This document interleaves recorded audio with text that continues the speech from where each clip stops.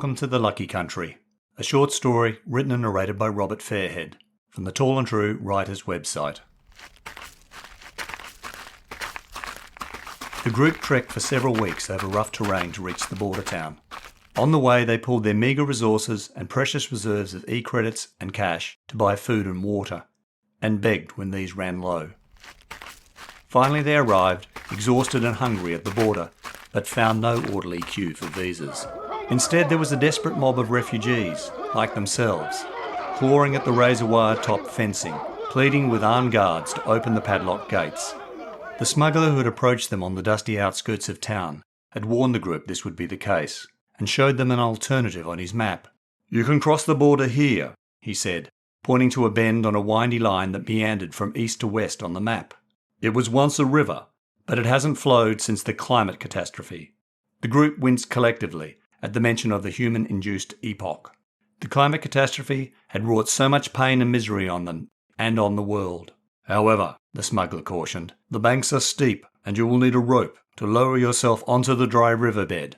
One of you must go last and scramble down with the rope. Stay low, keep quiet, and cross only at night when the moon is low on the horizon or hidden behind clouds." The smuggler traced his finger along the line to another bend. "Someone will need to climb the far bank here and tie the rope for the others.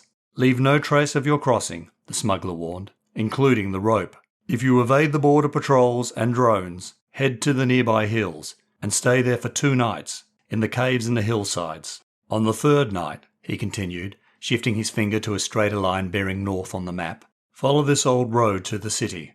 A derelict drain runs beside it. Hide in the drain if you hear the drones or patrols." Some in the group looked ill at the thought of capture by the border patrols. "When you reach the city, search for fellow refugees in the ghettos. If you are lucky, they will help you." The smuggler stepped back and folded the map. "Now, pay my fee and I will give you a copy of this map. It's your only choice," he said, nodding at the refugees pressing against the border fence, "unless you want to join the queue." There was a brief murmur of discussion and mutual assent within the group, and they rummaged through their belongings for e-credits and worn banknotes. But one couple shuffled away, unable to afford the smuggler's fee. None of the group had ever dreamed of becoming refugees, and all had once lived safe and comfortable lives as families and communities. During the week they had worked in blue and white collar jobs, or performed domestic duties, and their children had attended schools. On the weekends they went shopping and watched sports, and every year they holidayed in the country or overseas. Yes, they had all had their ups and downs. However, on the whole, everyone had been happy and contented with their lives, and they had dreamed of even brighter futures for their children and eventual retirement for themselves. The global climate catastrophe had triggered the Second Great Depression. Suddenly there was no work, schools were closed, shop shelves were empty, and no sport. Armed gangs roamed the streets, defying government crackdowns and curfews, and looting. And, as it happened during the COVID pandemic, nations, states and regions turned isolationist and shut their borders. Rumours filtered back from family, friends and neighbours who had fled early, of better lives and opportunities on the other side of the border. There was shelter and work, and food in the shops, and schools for the children. There was hope. So individuals and families left their homes and became refugees, and they followed the well-worn path to the border, travelling in groups for protection from marauding gangs. "Here is the map," the smuggler said, pocketing the group's payment. "Haggle at the market for rope and provisions before setting off. But first, commit the map to memory and then burn it," he told them. "If the police or border patrol find it on you, this route will be closed forever, to you and to those who follow you." The smuggler walked away towards the outskirts of town again to seek new customers. The group passed around his map, memorising the details, before burning it as instructed. They were about to head to the market when there was a commotion at the border. The group looked over to see a refugee had scaled the fence and was trying to climb over the razor wire. Others started to follow him. The armed guards shouted and fired warning shots.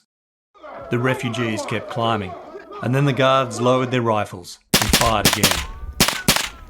There was screaming, and bloodied bodies fell from the border fence, except for the first refugee, who hung lifeless from the razor wire.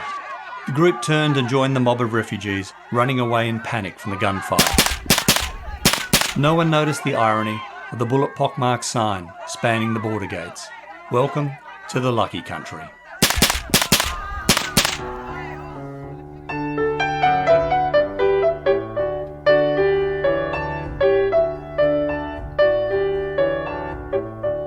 Hi, I'm Robert Fairhead from Tall and True Short Reads and the Tall and True Writers website. I wrote an earlier and shorter 500-word version of this short story for the Australian Writers Centre's monthly Furious Fiction in April 2021. The competition brief was, the story must begin in some kind of cue, it must include the words cross, drop and lucky, and have a map. I didn't win or make the short or long list for Furious Fiction April, but I shared the Lucky Country on Tall and True. And then, later in May, I saw an ad on social media calling for submissions for the Big Issue Fiction Edition 2021. Before the dust had had a chance to settle on the Lucky Country, I was reworking it. The Big Issue brief allowed for a longer word count, so I added to the backstory of my protagonists, the group of refugees hoping to cross the border for a better life. And I retitled the story, Welcome to the Lucky Country, to underscore the stark contrast between the group's dream and reality. As for the fictional Lucky Country, I borrowed an idea from Terra Nullius by the Australian Indigenous writer Claire G. Coleman. But no spoilers, you'll have to read her book, which I highly recommend.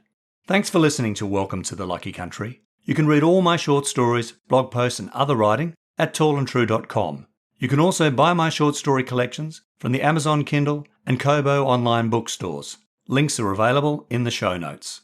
The next episode of Tall and True Short Reads will appear in your podcast feed shortly. In the meantime, don't forget to check your feed or the podcast website, tallandtrueshortreads.com, for earlier episodes from seasons 1 and 2. And follow or subscribe to the podcast and rate and review it via your favourite app. Doing so helps me share my writing with other listeners. And finally, please support this podcast by telling your family and friends about Tall and True Short Reads and the Tall and True Writers website.